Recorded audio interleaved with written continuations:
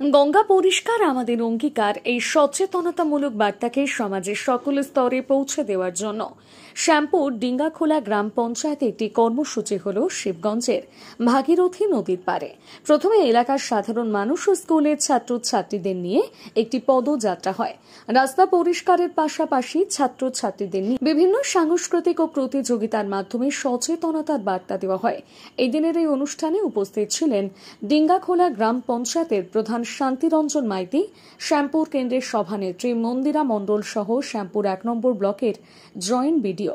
গঙ্গাকে নিরাপত্তা দান করার বিভিন্ন দিক থেকে, অর্থাৎ তাকে দূষণমুক্ত রাখা, তাকে পরিষ্কার রাখা নৈতিক কর্তব্যের মধ্যে দাঁড়ায় বলে বিভিন্ন বক্তাদের বক্তৃতার মধ্যে ফুটে ওঠে। গঙ্গা আমাদের জীবনে কতটা প্রয়োজনীয় এবং আমাদের প্রিয় জিনিসকে ভালো রাখার দায়িত্ব আমাদের সকলের। সেই শুভ সুস্থ ভাবনাই সকলের মনে অনুরণিত হোক, এই দিয়ে অনুষ্ঠানে শেষ হয়। নদীমাতৃক দেশের জনগোষ্ঠীর সাথে নদীর ঘনিষ্ঠ সম্পর্ক রয়েছে। নদী কেন্দ্রিক এলাকার মানব জাতির নগর বন্দর, ব্যবসা বাণিজ্য, বসবাস, এমনকি ব্যক্তিগত অনুভূতিও নদী।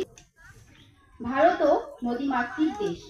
অজস্র নদী বিধৌত বিশাল ভারত। গঙ্গা নদীর আত্মকথা, অর্থাৎ আমি গঙ্গা হয়ে